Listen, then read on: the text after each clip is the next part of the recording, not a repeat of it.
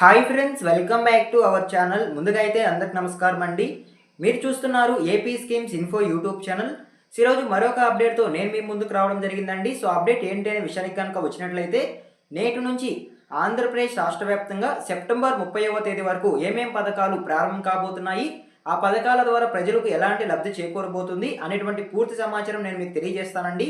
So వీడియోని ఎక్కడ skip చేయకుండా చూడండి, అప్పుడే మీకు పూర్తి సమాచారం అందుతుంది.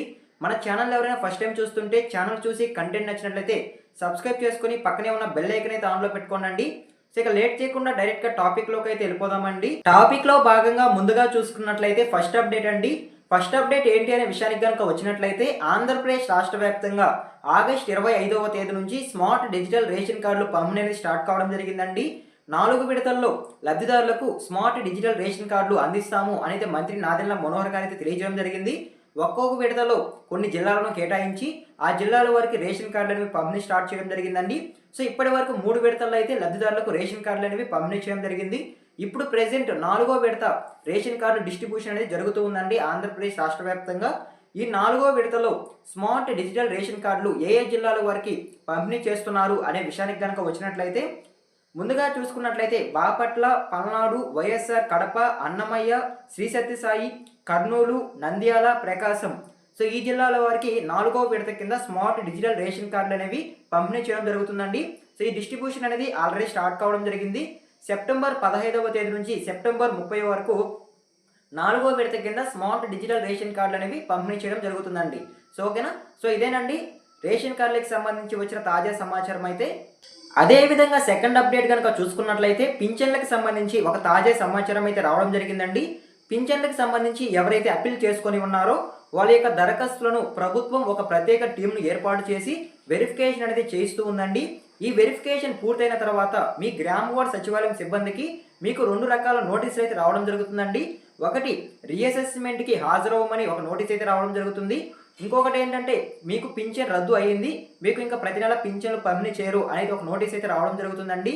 సో ఈ విధంగా ఎవరికైతే నోటీస్ వస్తుందో, సో ఒకవేళ పింఛన్ రద్దు నోటీస్ కనుక వచ్చినట్లయితే మీకు ఇంకా ఆంధ్రప్రదేశ్ రాష్ట్రంలో పింఛన్ అనేది ఎవరండి, మీరు మళ్ళీ అప్పీల్ చేసుకోవడానికి కూడా అవకాశం అయితే ఉండదు.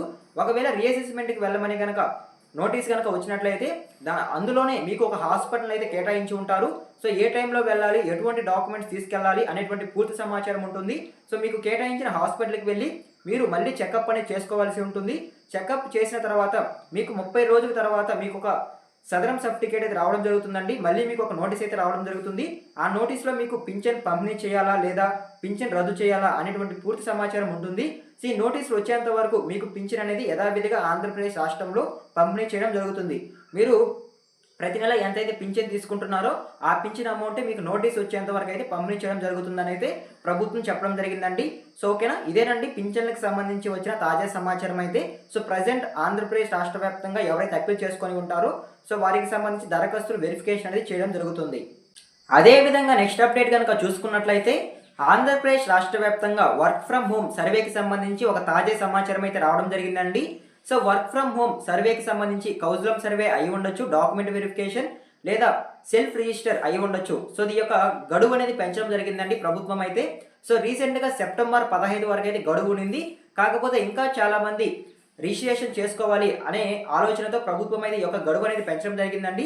సో ఎవరైనా సరే ఇంకా డాక్యుమెంట్ వెరిఫికేషన్ కనుక చేయించుకోకుండా కనుక ఉన్నట్లయితే సో వెంటనే చేయించుకోండి.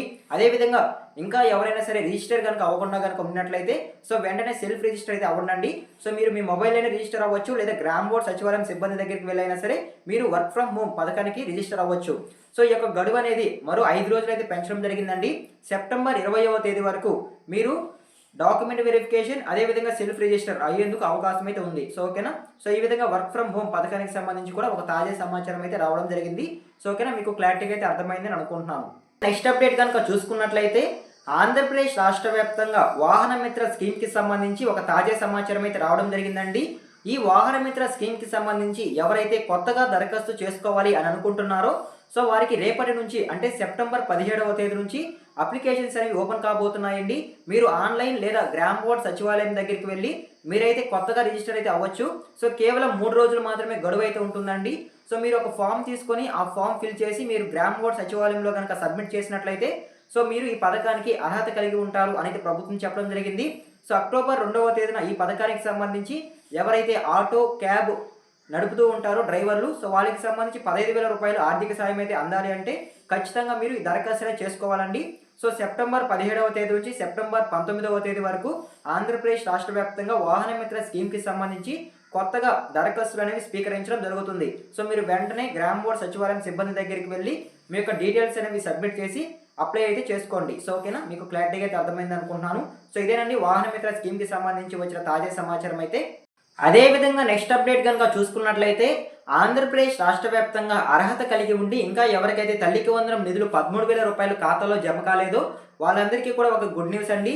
సో ఏంటంటే మరో 10 రోజులు లేదా 15 రోజుల్లో తల్లికి వందనం నిధులు విడుదల చేసే అవకాశం ఉందనేది సమాచారం అండి. సో రీసెంట్గా గ్రామ వార్డ్ సచివాలయం సిబ్బంది చేత ఎవరైతే గ్రీవెన్స్ అనేవి అప్లై చేసుకుని ఉంటారో ఆ గ్రీవెన్స్, అదేవిధంగా ఎవరికైతే ఈకేవైసీ ప్రాబ్లంతో ఇంకా తల్లికి వందనం నిధులు జమ కాలేదో ఆ యొక్క పెండింగ్ ఈకేవైసీలు అన్ని కంప్లీట్ చేయడం జరిగిందండి. ప్రభుత్వం అయితే గ్రామ వార్డ్ సచివాలయం సిబ్బందికి ఆదేశాలు జారీ చేసి సెప్టెంబర్ 15 సాయంత్రం 5 గంటల లోపు ఇవన్నీ క్లియర్ చేయాలని అయితే ఒక జీవో అయితే విడుదల చేయడం జరిగింది. దానికి తగ్గట్టు గ్రామ వార్డ్ సచివాలయం సిబ్బంది నిన్నటి రోజున సో ఈ వెరిఫికేషన్ అంతా క్లియర్ చేయడం జరిగిందండి. సో ఎవరికైతే అర్హత కలిగి ఉండి ఇంకా తల్లికి వందనం నిధులు జమ కాలేదో సో వాళ్ళందరికీ ఈ మంత్లోనే నిధులు విడుదల చేసే అవకాశం అయితే ఉందండి. సో దాదాపు 325 కోట్లు పెండింగ్ నిధులు విడుదల చేస్తున్నట్లయితే సమాచారం. సో కాబట్టి అర్హత కలిగి ఉండే వాళ్ళందరికీ ఒక 10 రోజులు లేదా 15 రోజుల్లో ఖాతాలోకి 13,000 రూపాయలు జమ అవ్వడం జరుగుతుంది. సో ఓకేనా, సో మీరు వెయిట్ చేయండి, ఖచ్చితంగా అయితే మీ ఖాతాలోకి డబ్బులు అనేవి జమ అవుతాయి. సో ఓకేనా, మీకు క్లారిటీగా అయితే అర్థమైంది అనుకుంటున్నాను. సో ఇవేనండి నేటి నుంచి సెప్టెంబర్ నెలలో ప్రారంభమయ్యే పథకాల లిస్ట్ అయితే. సో 1 బై 1 అయితే నేను క్లారిటీగా అయితే మీకు చెప్పాను అనుకుంటున్నాను. సో ఈ వీడియో మీకు నచ్చినట్లయితే ఒక లైక్ చేయండి. మన ఛానల్ ఎవరైనా ఫస్ట్ టైం చూస్తుంటే ఛానల్ చూసి కంటెంట్ నచ్చినట్లయితే సబ్స్క్రైబ్ చేసుకుని మాకు సపోర్ట్ చేయండి. ఇలాంటి లేటెస్ట్ ఇన్ఫర్మేషన్ అప్డేట్స్ కొరకు మన ఛానల్ని డైలీ ఫాలో చేయండి. సో ఎన్ని వరకు చూస్తుంటే థ్యాంక్ యూ ఫర్ వాచింగ్.